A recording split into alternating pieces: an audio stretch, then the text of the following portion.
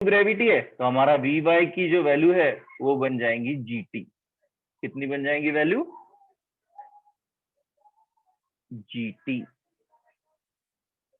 ये चीज समझ में आई? एक बार फिर से बताता हूँ।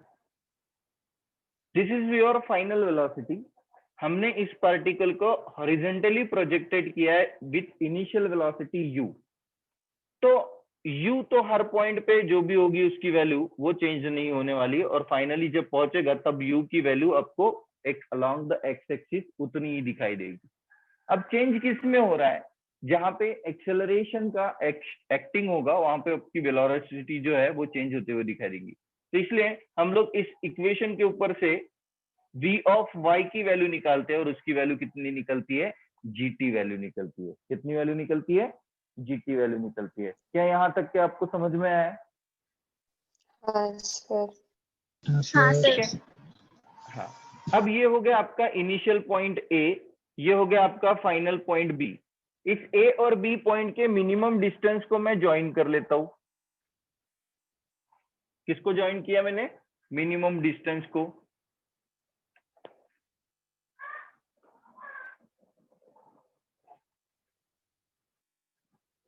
ठीक है। अब ये जो है इसको मैं कंसीडर करता हूं अल्फा। क्या कंसीडर करता हूं? अल्फा। अल्फा। अल्फा। और इसको कहता हूं angle of elevation. Angle of elevation. उतार लो इतनी चीजें जितनी डायग्राम में दिखाई दे रही हो।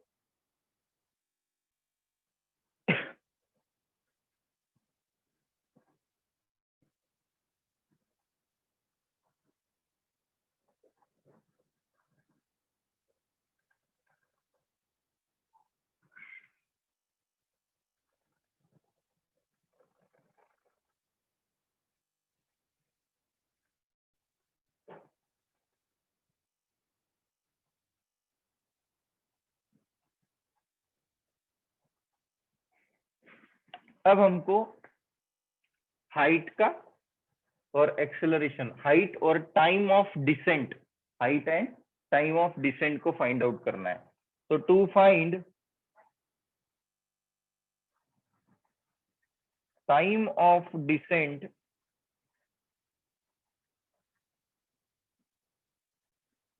हमको क्या फाइंड आउट करना है? To find the time of descent. अब टाइम ऑफ डिसेंट को फाइंड आउट करने के लिए हम लोग काइनेमेटिकल इक्वेशंस का इस्तेमाल करेंगे। और हमको पता है जब ये यहां से यहां पहुंचेगा तो h हाइट को कवर करेगा। ए से बी पॉइंट तक के जब पहुंचेगा तब कितने हाइट को अचीव करेगा? एच। h हाइट को कंप्लीट करेगा। यानी अभी हमको जो डिस्प्लेस, हाँ, तो अभी हमको जो डिस्प्लेसमेंट का इक्वेशन बनाना होगा वो हमको अलोंग y डायरेक्शन में बनाना पड़ेगा। तो हम लोग लिखेंगे डिस्प्लेसमेंट का equation y equal to u y, या वी वाई बोल सकते हो आप लोग, u y t plus half of g into T square. अब ये एक्सेलरेशन ड्यू टू ग्रेविटी के डायरेक्शन में रहेगा, इसलिए यहाँ पे पॉजिटिव वैल्यू ली मैंने, जी टी स्क्वायर ले लिया। अब जब हम इसको हॉरिजॉन्टल वेलोसिटी दे रहे हैं तब इनिशियली यू वाई की वैल्यू 0 हो जाती है। यू वाई की वैल्यू कितनी हो जाती है? 0 हो जाती है। और y डिस्टेंस कितना कवर करता है? एच। h। तो इक्वेशन लिखेंगे हम लोग h equal to u y की value 0 into t plus half of g into T square. और यहां से हमको टाइम ऑफ डिसेंट का इक्वेशन मिलता है। इस 2 को हम लोग इस साइड में लेके जाएंगे तो 2g divided by 2h, not 2g, 2h divided by g equal to t square, and this gives t is equal to under root of 2h by g। समझ में आया किस टेक्निक से हमको टाइम ऑफ डिसेंट निकालना है? हाँ sir. Good. किसी को अगर नहीं समझ में आया, अगर कोई नया है क्लास में, तो उसको समझने के लिए थोड़ा समय लगेगा, तो बिल्कुल हेजिटेट मत करना, समय रहते हुए वो चीजें सब समझ में आ जाएगी। ठीक है, तो धीरे धीरे धीरे धीरे। अब उसके लिए आपको पहले काइनेमेटिकल इक्वेशन, जो लोग नए हैं उनके लिए मैं काइनेमेटिकल इक्वेशन का फॉर्मूला लिख देता हूँ। S stands for displacement, U stands for initial velocity, T stands for time, and यहाँ पे होगा हाफ ऑफ GT स्क्वायर। ये आप 10th लेवल पे पढ़ चुके हो formula, S is equal to UT plus half GT square. और कई न्यूमेरिकल प्रॉब्लम्स आप लोगों ने सॉल्व किए, बस उसी के ऊपर से कुछ कंडीशंस हम लोग यहाँ पे डिराइव कर रहे हैं। तो अब हमको क्या मिल गया? टाइम ऑफ डिसेंट मिल गया। क्या आप लोगों का यहाँ तक के कंप्लीट हो गया?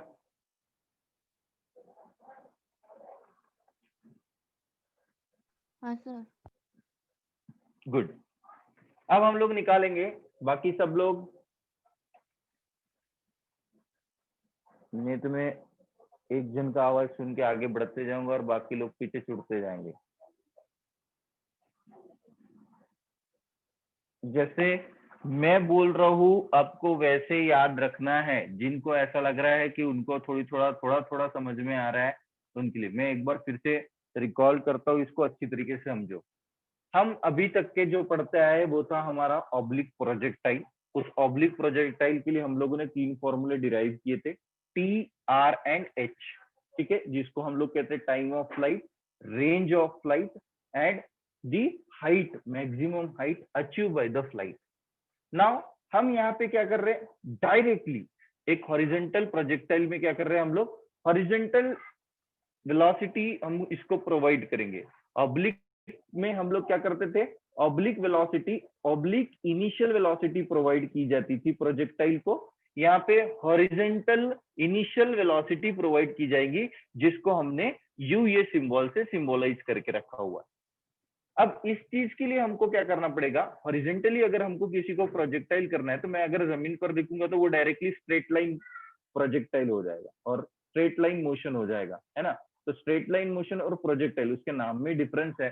तो हम लोगों को दिखाई देना पड़ेगा कि हम लोग क्या करेंगे, एक पर्टिकुलरली हाइट पे जाएंगे और वहां से बॉल या पार्टिकल को किक करेंगे और उसकी इनिशियल वेलोसिटी कितनी लेंगे? यू इतनी इनिशियल वेलोसिटी लेंगे। तब ये आपका पार्टिकल इस पर्टिकुलरली ट्रेजेक्टरी को फॉलो करेगा और ए पॉइंट से कहां पे पहुंचेगा? वो बी पॉइंट पे पहुंचेगा। ठीक है, जब इनिशियल वेलोसिटी यू है, बी पॉइंट पे पहुंचेगा, तो वो वेलोसिटी टेंजेंशियल डायरेक्शन में रहेगी और उसकी फाइनल वेलोसिटी वी कहलाएगी। कितनी कहलाएंगी?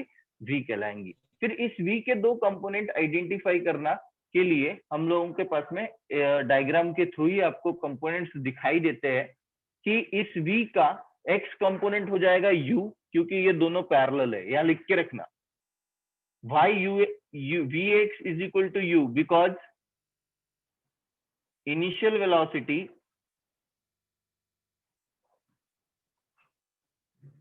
are parallel and equal to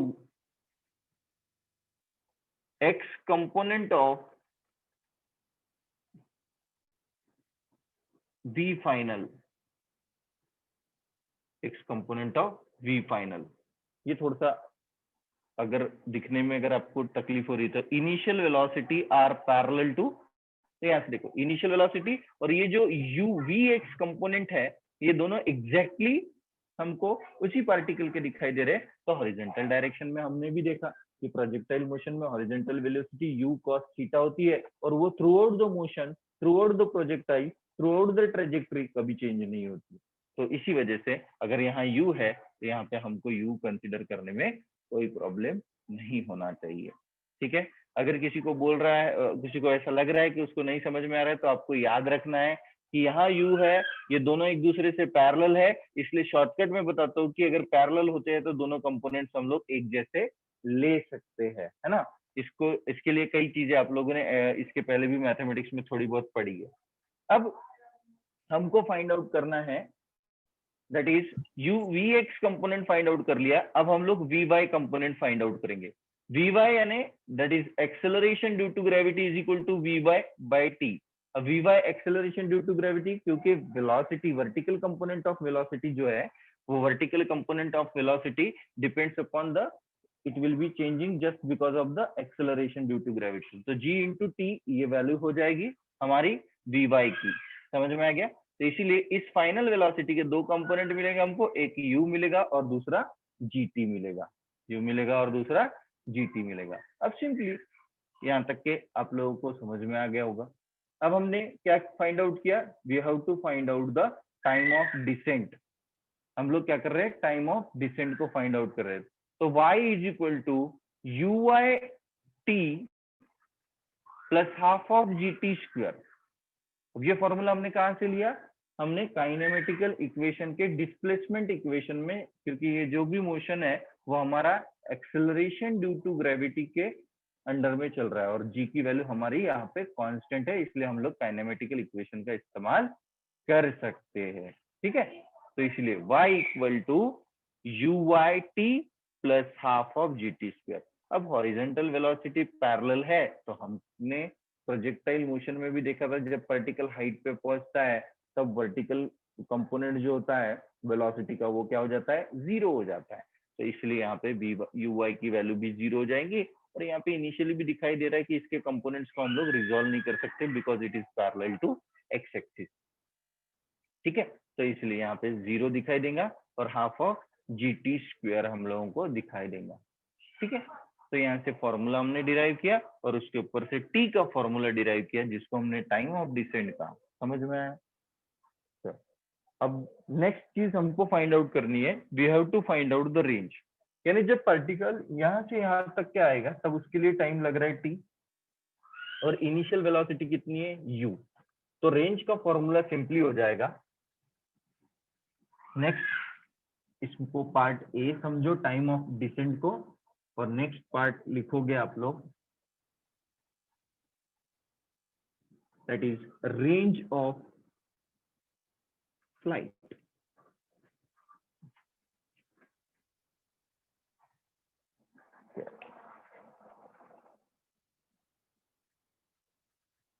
इसको आप रेंज भी लिख सकते हो और हॉरिजॉन्टल डिस्टेंस।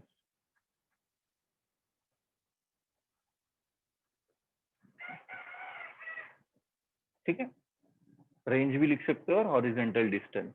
तो r is nothing but equal to distance is nothing but equal to speed into time, या वेलोसिटी इनटू टाइम भी ले सकते हो, डिस्प्लेसमेंट, लेकिन हम लोग यहाँ पे डिस्टेंस है तो इनिशियल वेलोसिटी या स्पीड हम लोग यहाँ पे u कंसीडर कर रहे हैं और टाइम जो होगा आपका वो t होगा। ठीक है, और हॉरिजॉन्टल डायरेक्शन में एक्सेलरेशन ड्यू टू ग्रेविटी का इफेक्ट नहीं आता, इसलिए हम लोग यहाँ पे s is equal to U T plus half G T square का फॉर्मूला इस्तेमाल नहीं करेंगे, तो यहाँ पे directly r equal to U into T. क्यों, फिर से बोल रहा हूँ, हॉरिजॉन्टल डायरेक्शन में जी की डायरेक्शन का इफेक्ट इधर होता है टुवर्ड्स द ग्राउंड लेवल, तो हॉरिजॉन्टल डायरेक्शन में कोई इफेक्ट लगता ही नहीं है। तो इसलिए यहाँ पे हमारा फॉर्मूला हो जाएगा u into under root of t की वैल्यू कितनी निकाली थी हमने, 2h divided by g।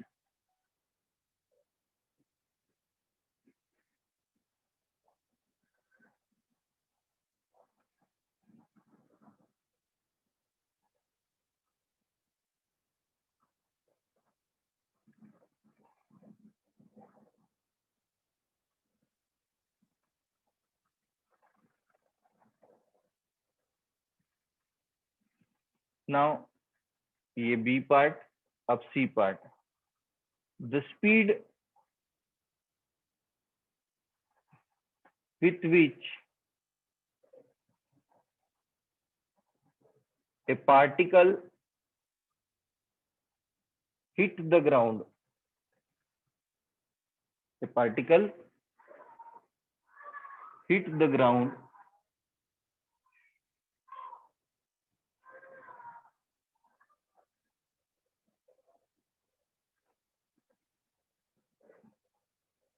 is equal to v square equal to u square plus twice a s।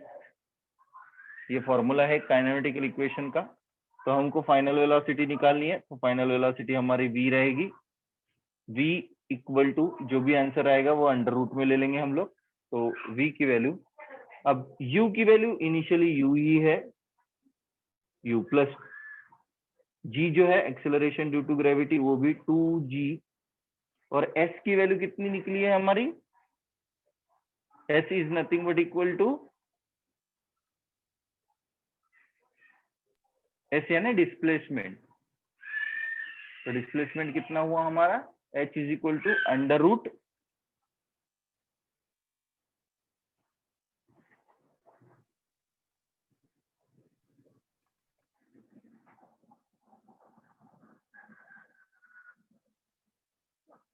s s equal to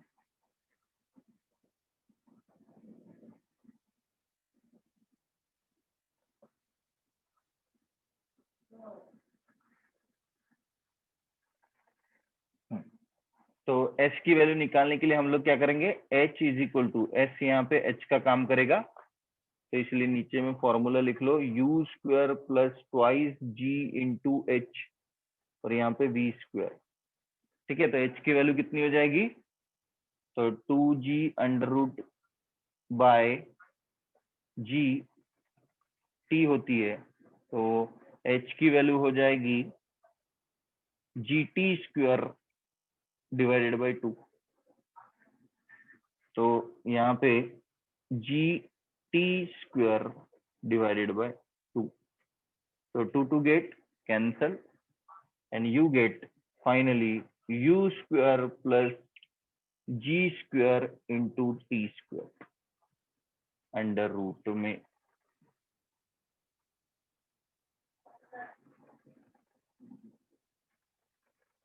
ठीक है, ये फॉर्मूला वर्टिकल डायरेक्शन के लिए, क्योंकि वेलोसिटी जो है वो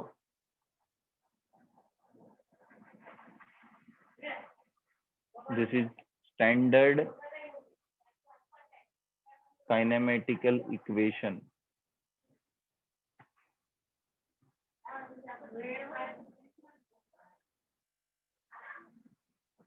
सर वो स्पीड के पहले क्या है? डी डी ये ना, the speed with which a particle hit the ground।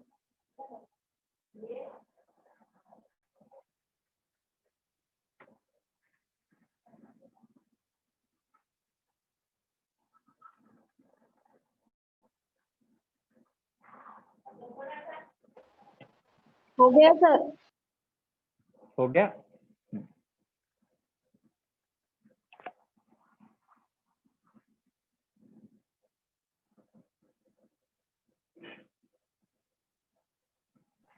हो गया है सर। गुड। नाउ नेक्स्ट, अब हमको एंगल निकालना है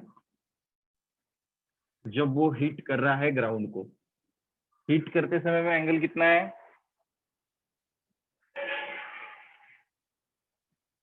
हिट करते समय में एंगल कितना है, थीटा। थीटा। गुड। हिट करते समय में एंगल कितना है, थीटा है। तो उस थीटा के लिए हमको एक्सप्रेशन निकालना है।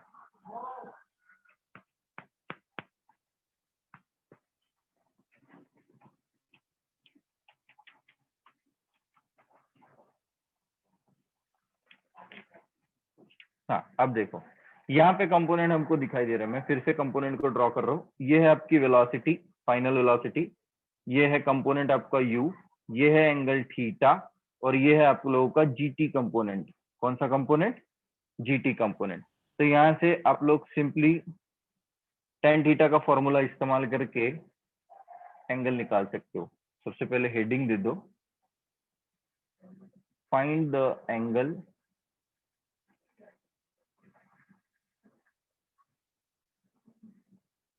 with which a stone or particle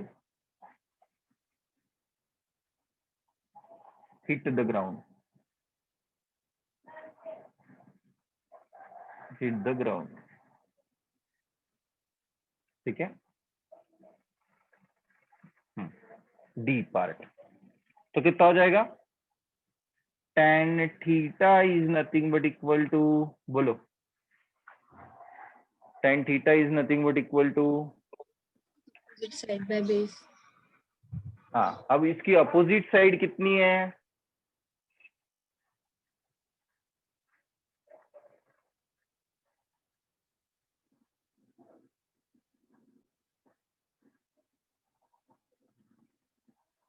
opposite side कितनी है और एडजेसेंट साइड कितनी है, अभी अर्जेंट है, 1 किलोमीटर तो दूर चाहिए।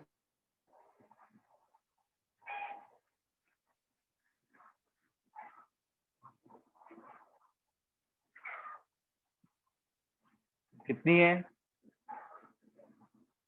अगर ये बी कंपोनेंट हुआ तो tan थीटा का फॉर्मूला क्या है, sin theta divided by cos theta. Sine बोले तो opposite side upon hypotenuse. Hypotenuse, adjacent upon hypotenuse. Hypotenuse. क्या हाइपोटेनियस हाइपोटेनियस कैंसिल हो जाएंगे, हाँ सर। क्या अपोजिट अपॉन एडजेसेंट हो जाएगा, हाँ, अपोजिट अपॉन क्या हो जाएगा। एडजेसेंट। अब ये थीटा के लिए अपोजिट साइड बोले तो उतनी है जितनी जीटी की वैल्यू है।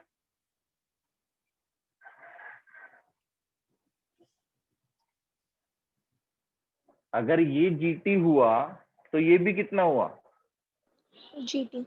ये भी तो जीटी हुआ। अगर ये यू है तो ये भी कितना हुआ, यू। यू। अब निकाल लो, तो जीटी डिवाइडेड बाय क्या हो जाएगा, you.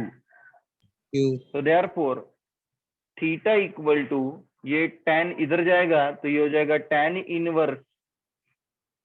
Inverse GT divided by you, tan inverse GT divided by you. समझ में आया, लिख लो।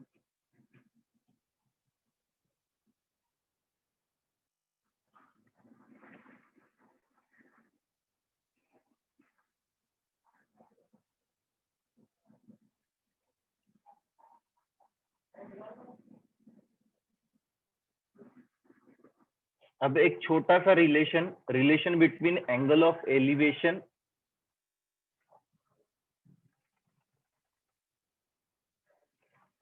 And angle with which it hit the ground, alpha and theta के बीच में रिलेशन निकालना है हमको। किसके बीच में, अल्फा और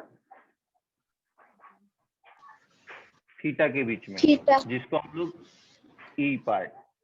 तो यहाँ से देखो अल्फा दिखाई दे रहा है, फिर से हम लोग अल्फा के लिए tan अल्फा का फॉर्मूला इस्तेमाल करेंगे। tan alpha is nothing but equal to, क्या अपोजिट साइड h है, क्या एडजेसेंट साइड r है, किसी को कोई शक। नहीं सर। सर। ठीक है, h की वैल्यू क्या आपने अभी जो निकाली थी, that is √2hg, √2h divided by g equal to t होता है। तो h इज इक्वल टू क्या हो जाएगा, gt स्क्वायर डिवाइडेड बाय 2। कितना हो जीटी जाएगा, square divide by gt square divided by 2। और r की वैल्यू कितनी निकाली अपने, रेंज की value, U √2 GH divide by G. u √2 2h divide by G. 2h divided by g।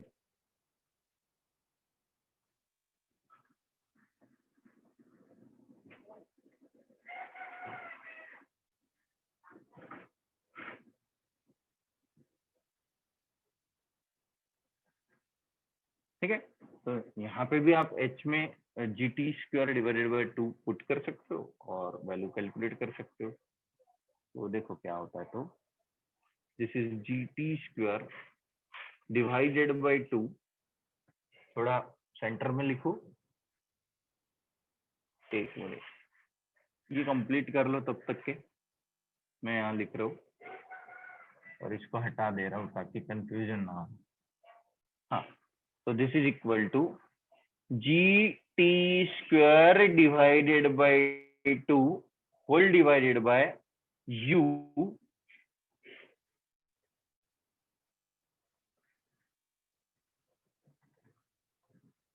ये इतना करने से अच्छा सिंपली एक काम कर लो ना, इस 2GH बाय उसको डायरेक्टली सिंपली T लिख लो, तो तुमको फाइनल आंसर मिलेगा GT divided by TT get cancel 2U, GT divided by 2U and GT by U is nothing but equal to tan theta, तो tan theta और बचा हुआ ये 2, so this is the relation between tan alpha equal to tan theta by 2.